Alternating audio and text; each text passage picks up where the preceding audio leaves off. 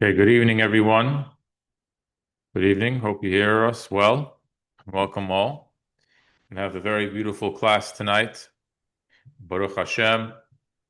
We look forward to everyone's participation and comments, and hopefully we all walk away with learning something new. In this week's Parsha, we have a double Parsha, Matos and Maseh. We conclude the book of Bamidbar, the book of Numbers in English. So this week is Parshas Chazak. It's Parshas Shabbos Mevorchim, Menachem Av, and it's a double parsha. So there's a lot of very special things going on in this week's parsha.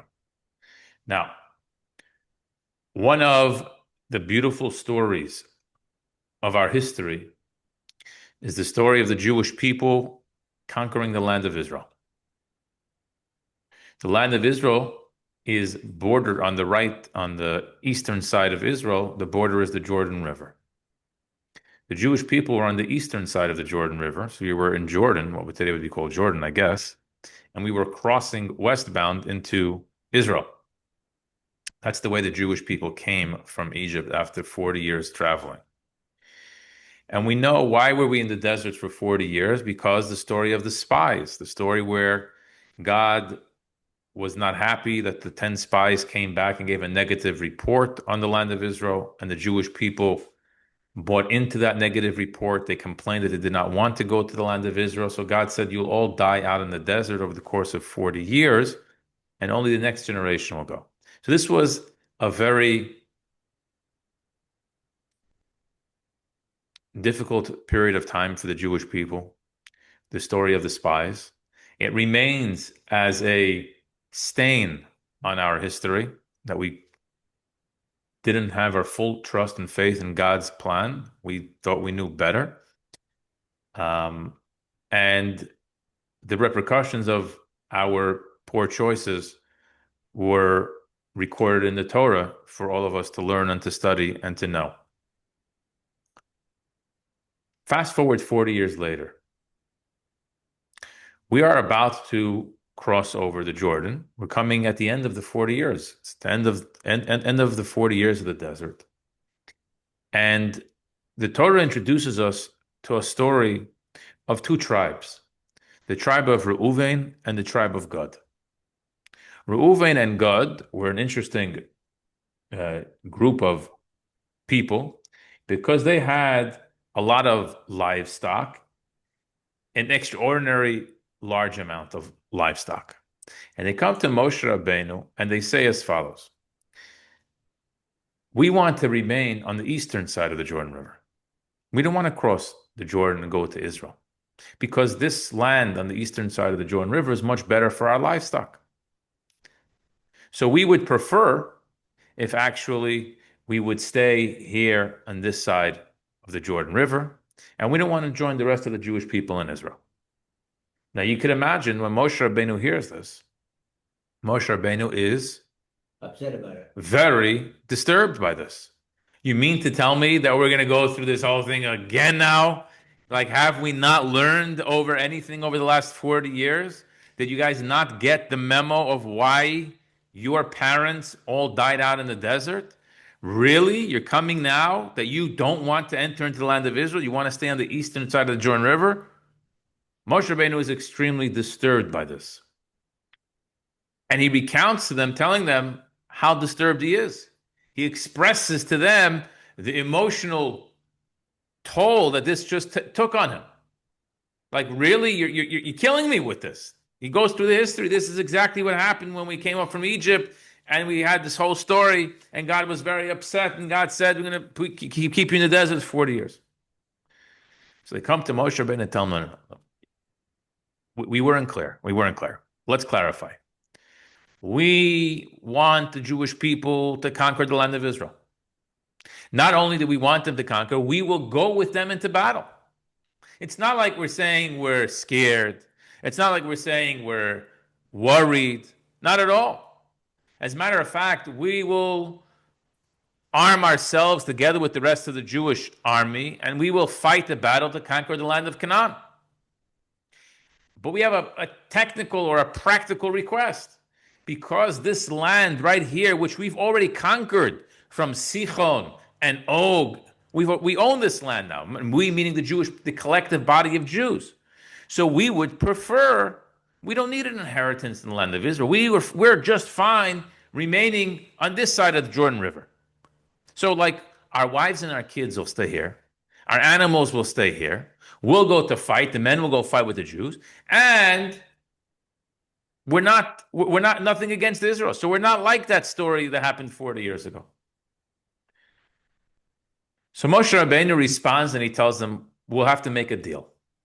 The deal is that you're going to fight with the Jewish people, and if you don't fight with the Jewish people, then you don't get the land that you're requesting. So they make a deal. The deal is made, and they build what they need for their livestock and their families and their assets on the eastern side of the Jordan River. Clear? Now, here's where it gets interesting. When it comes time to giving the land to these two tribes, the Torah tells us, Vayitan lahem Moshe, and Moses gave to them, Livnei Gad, to the children of Gad, Livnei Reuven, and to the sons of Reuven, V'lachatzi shevet Menashe ben Yosef, and half of the tribe of Menashe, the son of Joseph. Es mamlecha Sichon Amori, the kingship of Sichon, the king of Amori, and mamlechas Og melech Bashan, Og, the kingship of Og melech Bashan, Haaretz, the land, Lardel, Bigvulos, Ari Artzav, the entire land, all the surrounding territories. And the obvious question is, the tribe of Reuven and the tribe of Gad came to Moses and made this request. How did half of the tribe of Menashe get involved over here? They didn't ever ask Moses for a portion on this side of the Jordan River. So why did Moses, when he comes to distributing this land, okay, Reuven, Gad, and here, half of Menashe, you come here too, and you're going to stay on this side of the Jordan River. Why did Moshe Rabbeinu add half of the tribe of Menashe? It seems from the verses that they never requested this. This was something that Moses did on his own, which would seem very puzzling. Why would Moshe Rabbeinu on his own go and take half the tribe of Menashe and put them on the eastern side of the Jordan River? So some try to learn that the reason why half of the tribe of Menashe was involved here is because they basically saw that we also have a lot of livestock and it's good for them. So Moshe Rabbeinu made a deal with them. So they tagged along. They said, we want in on this deal too. In other words, it was really a negotiation between Menashe, between Reuven and Gad and Moses. But when Menashe saw that the deal was coming together, so he said, you know what, I'll join this deal too. However, when you give a look at the verses, it doesn't seem this way because there's no indication that they ever requested such a thing. There's no indication that they ever asked to get involved in this thing. It seems clear, and the verse says, Vayitain lahem Moshe, and Moses gave it to them. So it seems strange. Why would it be that Moshe Rabbeinu would give this part of the geography on the eastern side of the Jordan River without them even having to ask for it?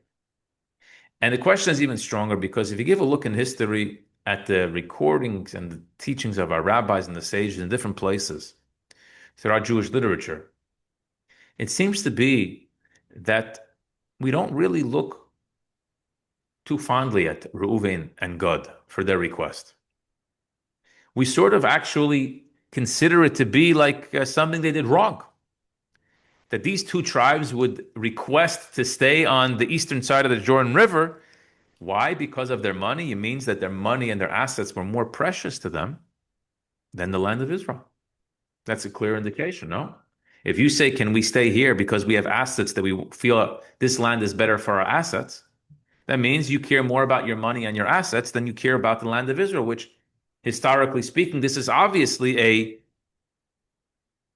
something that our rabbis throughout the history really look down upon. They categorize this in words that are not so respectful. People caring more about their assets than the land of Israel. So we don't find this that it comes to Menashe that anyone speaks disparagingly about the tribe half of Menashe. As a matter of fact, in different medrashim, actually, It exalts and praises the tribe of Menashe and their love for the land of Israel. How do you have it both ways?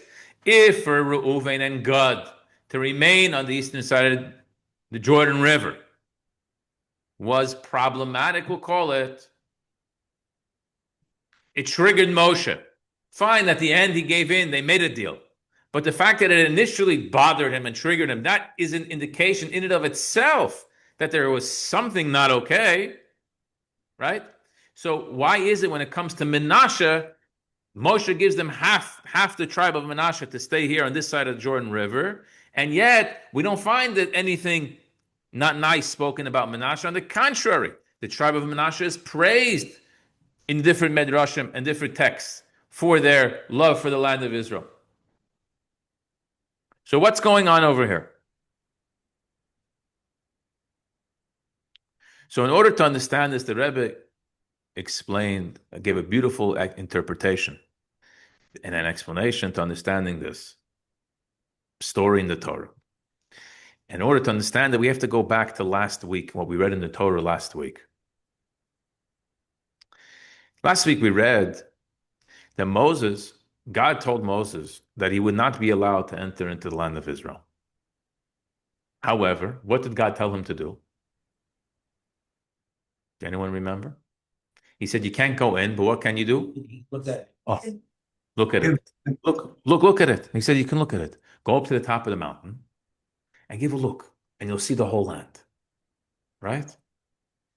When you read the Torah, why did God do this for Moshe? Why did God tell Moshe to do this? Seemingly, when you just give a look and you read the Chumash, it seems like God was like trying to be nice to him. You can't go in there, but at least I'll show it to you. At least you'll be able to connect with the land through vision. Sometimes it's better than nothing, right? So you're not going to be able to walk the land, but you're able to see the land, and that in and of itself will give you somewhat of an appreciation. That's what it seems like when you're reading from the Chumash. Now, I'm not a psychoanalyzer, but maybe you could make the argument. I don't know if this is accurate or not. I have no idea. Some would say perhaps that's actually teasing him. No? You could see how, right? Imagine you tell someone you can't have it, but you can look at it. Maybe that's teasing them. All right? I'm sorry, I can't give this to you, but you can have a look. Maybe they're better off if they don't have a look. Maybe they'll have to sleep better at night if they didn't have a look, right? We all know what it means to be teased for things that are waved in front of your eyes, but they're not for you. You can't have it. I'm sorry. We learned that from a young age when we're children already. How many things we can't have because they're not healthy or not good for us. But it doesn't mean you can't see it. And you get older, and the same thing applies, just with different toys. So why would God do this to Moshe Rabbeinu? If you want to understand it, maybe it could be understood as teasing, or even if you don't, what's the purpose? God is just, what type of an exercise? Go climb to the top of the mountain to go have a look at it. Why is it important to record in the Torah? Why is this, of what significance is it? Reassuring, yes, That what? that it's a good land, and look what Moses could be very glad for his people that they're going. Moshe didn't ever doubt the beauty of the land. On the contrary, that's why he wanted to go in there so badly. Not because he needed to check it out, because he wanted to live and breathe the holiness of the land. He knew what the land was. So he didn't need to have, here's a glimpse so you can be able to report back to everyone that, it's actually good. I actually saw it and it's really good. He was saying and praying and promoting the land for all these years without it. He didn't need that. He had 100% trust in God. God said, this is the land and this is the land. There's no question about it. So to understand this, we have to appreciate for a moment the role of Moshe and God and the Jewish people. Historically speaking, everything given to the Jewish people came through Moses. Torah, Moshe kibil Torah misina. God gave the Torah to the Jewish people through Moses. God liberated the Jewish people from exile. He gave us freedom from Moses. The land of Israel, similarly, also has to be given through Moses. But there's a problem here. The problem is that Moses was not allowed to go into the land because of a side thing that happened. So he wasn't destined to go into the land of Israel. So how can God give the land of Israel to the Jewish people through Moses without Moses going and leading the Jewish people into the land? And that's why God told him to go to the top of the mountain and to look. Because that would be Moses' visual. Through Moses looking at the land, it would be like, it's almost like today, okay, maybe you can understand this more. Today they capture.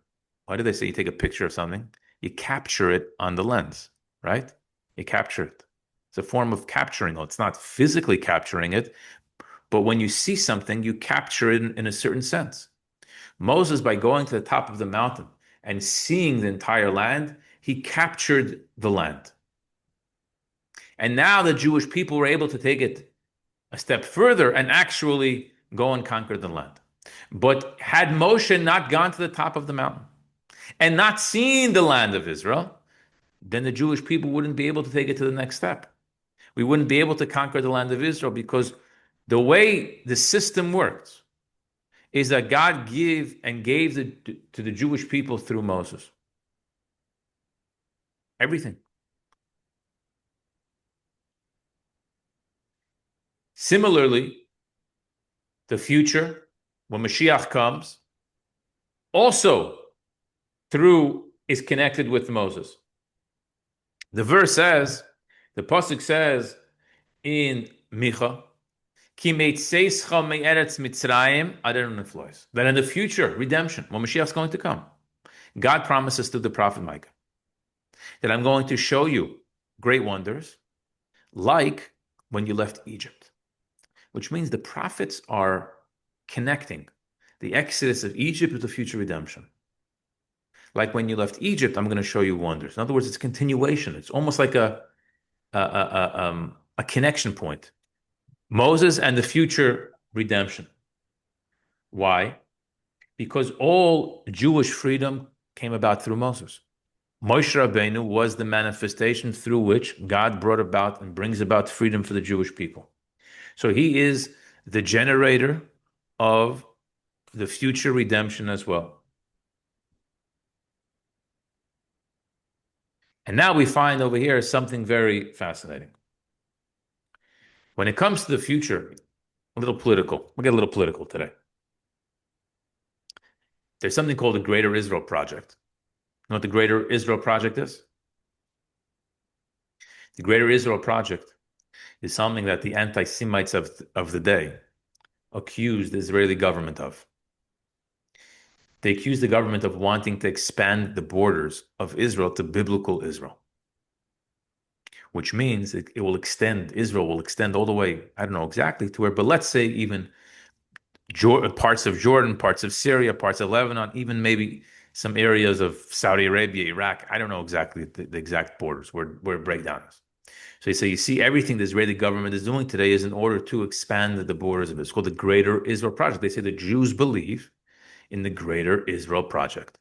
And the Israeli government today, the IDF, is just working sometimes covertly, sometimes overtly, to expand the borders of the land of Israel. Of course, this is not true. This is not true at all. But where do they get it from? They get it from because when Moshiach comes in the future, the pasuk says, "Ki yarchiv Hashem elekeches gucha." There will be a time when God is going to expand your borders.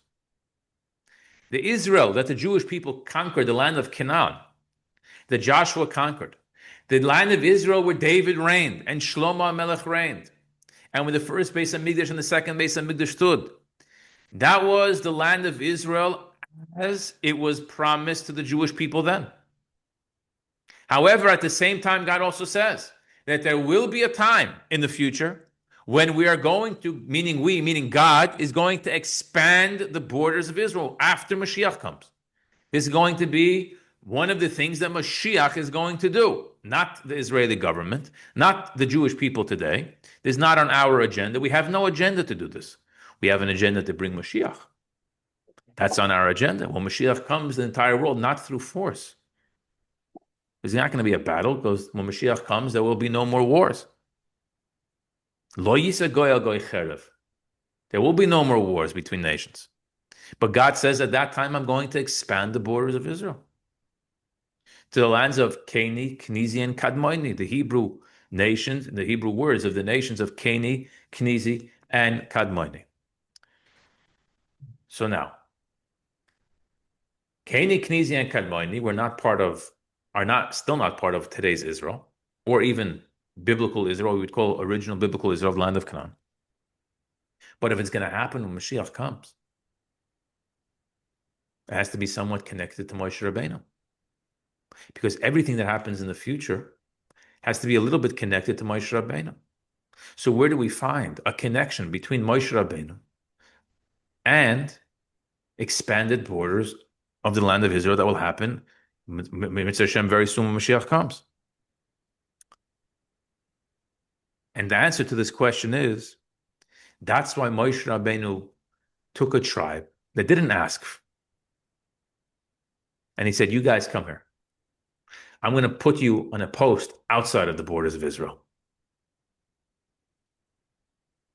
This way, Moshe Rabbeinu was sort of beginning a process of setting up the Jewish people for future expansion, of what would happen way, way further down the road. We're talking about thousands of years later. Still didn't happen yet, right? We still have not lived this reality. But Moshe Rabbeinu knew that this would happen in the future. And if it's going to happen in the future, it has to be somewhat connected with something that we're doing now, while Moshe Rabbeinu is alive. So he takes the tribe of Menashe and he says, I want half of your tribe, and I want you to settle outside the land of Israel. And this way, we're going to begin the process of what will happen thousands of years in the future to expand the borders of Israel. Okay. But here's the question. Why of all tribes did he choose Menashe? What did they do wrong? I mean, he had 10 other tribes to pick. So what made him decide, Menashe, you're going to be the ones that I'm going to take half of your tribe and put you on this side of the Jordan River, because I want to start a process in a small little way, even though they weren't living in the land of Keni, Knizi, and Kadmoni. They were living in the land of Sichon and Og. Again, Keni, Knizi, and Kadmoni, we never got. Will happen only when Mashiach comes. The answer why he chose Menashe is a beautiful explanation. The answer is because we learned the story in last week's Parsha. We spoke about it on Shabbos. That is the story of the daughters of Tzlafchot. What was the story of the daughters of Tzlafchot? 5 girls came and they said, our father died, he left over no sons, and we demand to have a portion in the land of Israel that was our father's portion. Why should we be left out? Because he had no sons, and we're going to lose, our family is going to lose our land. We demand to inherit our father's property. And Moshe Rabbeinu was so excited with this. Why? Because the first time in all the years that Jewish people came over to him and said, we're excited for Israel. We want a piece of Israel. Till now, there was only complaints about it. Finally, someone comes along and says, we want it. He's all excited. And Moshe Rabbeinu says, they are correct. The law is that they're going to get a piece of the land of Israel. Their father's portion, they inherit. Which tribe were these 5 girls from? The tribe of Menashe. So what do you see from here? That the tribe of Menashe, Shevet Menashe, was a Shevet that had extra love for the land of Israel. And it expressed itself in the fact that these young girls would not accept no to be excluded from the land of Israel. That the Torah reminds us of this story. The Torah mentions it more than one time because it's so significant. So if Moshe Rabbeinu is going to choose a tribe and tell them, I want you to be outside of Israel, he should find a tribe that doesn't want to be there. He found the tribe that he felt lived with the greatest love for the land of Israel. And he said, you now, I know that you're not going to do this because you don't want to go into Israel. You're only doing it because I'm asking you to do it. Because it's part of the greater picture. It's part of the history that will unfold only in thousands of years from now. But it's something that we have to take care of now. He wanted to stress Menashe wasn't giving up their portion of the land of Israel. They would never give up their portion of the land of Israel. On the contrary, this was because of their love for the land of Israel, that they were ready to forego, to accede to Moshe Rabbeinu's request, and to forego the time now in Israel, so that in the future we'll be able to expand the borders of Israel when Mashiach comes.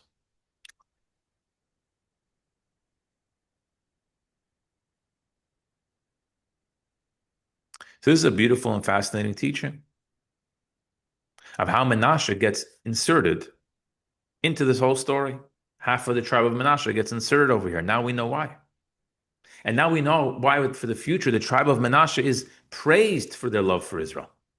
Not like Reuven and Gad, who are spoken in a not nice way, that they cared more about their assets than they cared about the land. Menashe, on the contrary, he's praised for his love for the land, because they would give up anything for the land of Israel. And precisely because of that, Moshe Rabbeinu chooses them, at least half of them, not the whole tribe, but half of the tribe, and says half the tribe remain on the eastern side of the Jordan River, so that we can begin the process today of something that will only materialize in thousands of years from now when Mashiach comes.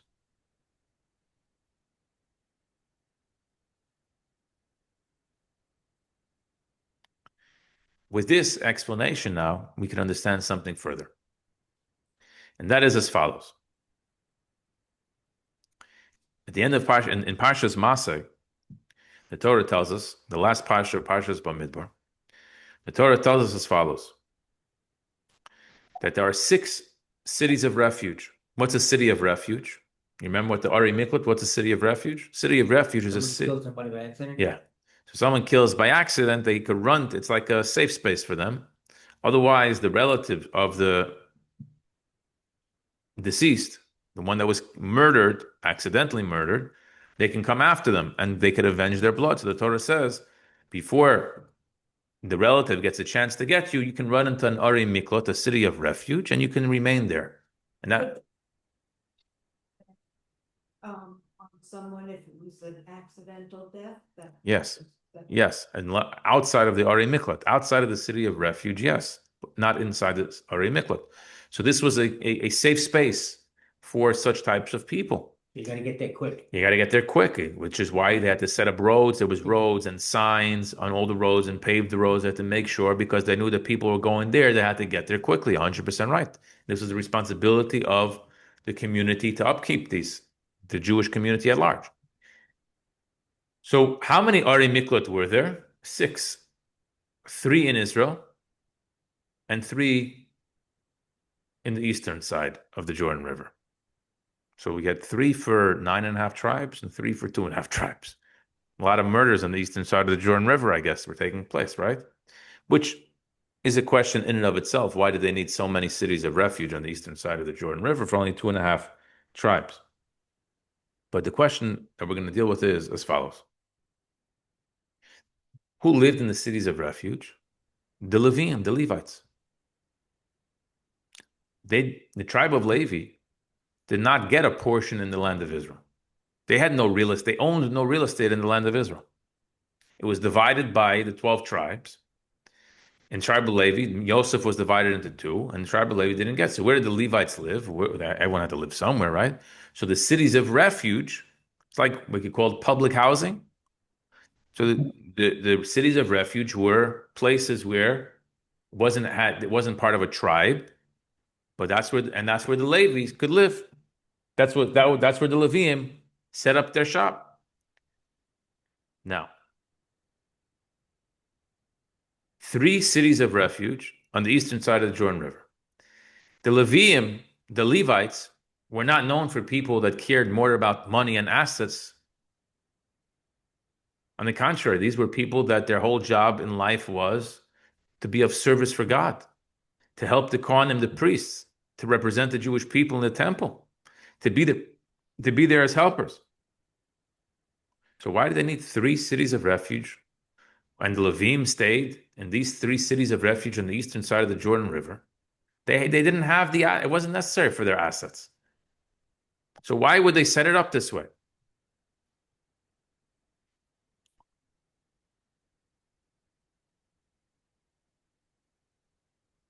And the answer to the question is, who could tell me what's the answer to this question? Based on everything that we set up until now? No.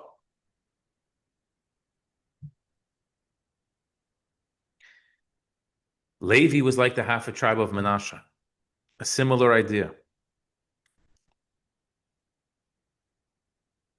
The only people that living on the eastern side of the Jordan River was considered to be a blemish on their record was the tribe of Reuven and the tribe of Gad.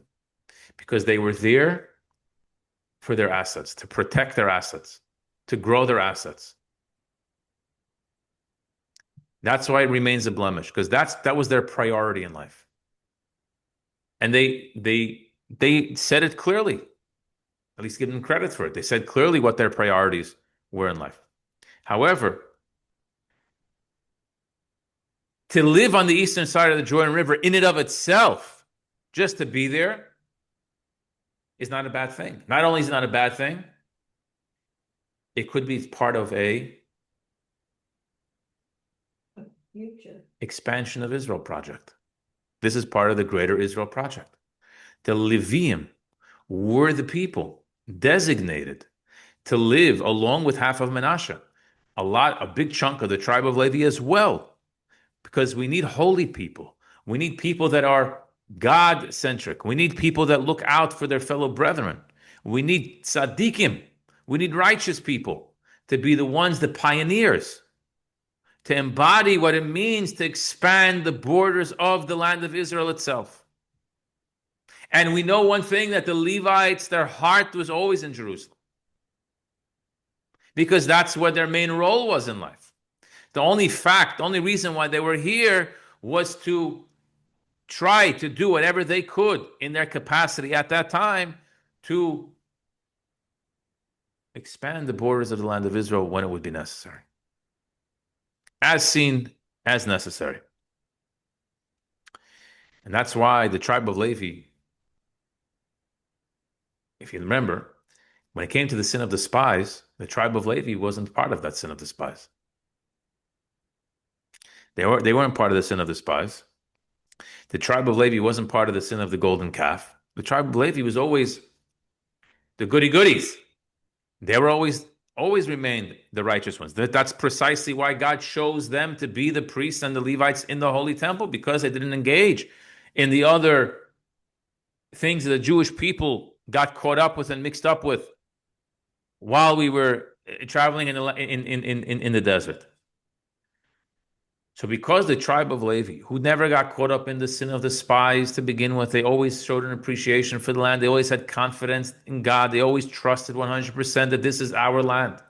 Because they exemplified what it means to be a Jew that loves the land of Israel, it is because of this that they were chosen, that a part of them were given to live outside the borders of the land of Israel, because this is akin to what would happen in the future when Moshiach comes. So half of Shevet Menashe, of the regular Jews, and a big chunk of the tribe of Levi remained on the eastern side of the Jordan River by design. And that's the difference. This was by design. Gad and Reuven was not by design. Gad and Reuven asked it of their own because they cared about their own personal reasons why they wanted it. Half of Menashe and Levi was by design. What is the design? This is the design. Moshe Rabbeinu, Moses, is going to take Jews, and because God promises in the book of Deuteronomy that Yarchiv Hashem Elokechas Gvulcha, God says, I'm going to expand the land, the borders of the land. Moses told the Jewish people there will come a time that the borders of Israel are going to be expanded. It's not now. And Moshe Rabbeinu didn't say it's happening tomorrow. It's not. It's going to happen in the future. There will be a future time after my 120 years on this earth. And not in the times of Yeshua either, because that's not your role today to conquer that part of the world. We're going to stay focused on conquering now the eastern side of the Jordan, the western side of the Jordan River. We're crossing the Jordan River and we're going westbound towards the Mediterranean. That's where we were focused on now, Moshe Rabbeinu says. So this is in the future. But we're going to do something now that's going to set us up for the future. We're going to do something now that will help capture those moments in the future. And that is, I'm going to place assets of the Jewish people. Which assets of the Jewish people? The assets that show the greatest love for the land of Israel. They'll be ready, willing, and able to do this because they see it's part of something much bigger than themselves. So therefore, the tribe of Menashe was chosen because they showed great love for the land of Israel, more than we see by the other tribes, as well a portion of the tribe of Levi and a portion of the tribe of Menashe. They're the ones that ended up on that side of the Jordan River. So we see over here now how Moshe Rabbeinu, the leader of the Jewish people, although his time is coming to an end, nevertheless, he doesn't think only about the here and the now. Moshe Rabbeinu think about the future. There's a saying in Yiddish, "A Rebbe hat a weite Kuck." What do we see? What do we know? We know whatever we see in front of our eyes. We can't see the future. Nobody sees the future, right? A Rebbe has a long, his vision is much farther. He sees in the future. A Rebbe could see in the future. Moshe Rabbeinu saw the history. God showed Moshe Rabbeinu the history of the Jewish people. What will unfold the destiny of the Jewish people. The entire arc of the Jewish people. The entire future of the Jewish people. What's going to happen until Moshiach comes. God showed to Moshe Rabbeinu. He saw everything. There was nothing left out. And therefore Moshe Rabbeinu had to manifest at least the seeds, at least the first plantings of something that would only sprout forth when Mashiach comes. And we know now that unfortunately it's already thousands of years later. But hopefully with Hashem's help and the merit of this study, the merit of appreciating the love for the land of Israel that the tribe of Menashe had and the tribe of Levi had, and the merit of the sacrifice that they gave up living in the borders of Canaan. They agreed with Moshe Rabbeinu to follow him the way Moshe Rabbeinu knew that is best for the Jewish people in the future. May we merit to have the fulfillment of these prophecies of Mashiach's arrival, when we'll have additional Arei Miklot, and we'll have the lands of Keni, Kenizi, and Kadmoni through the hands of Melech HaMashiach, the King Mashiach. May we merit this speedily without delay. Amen. Who has any questions or comments on today's great lesson?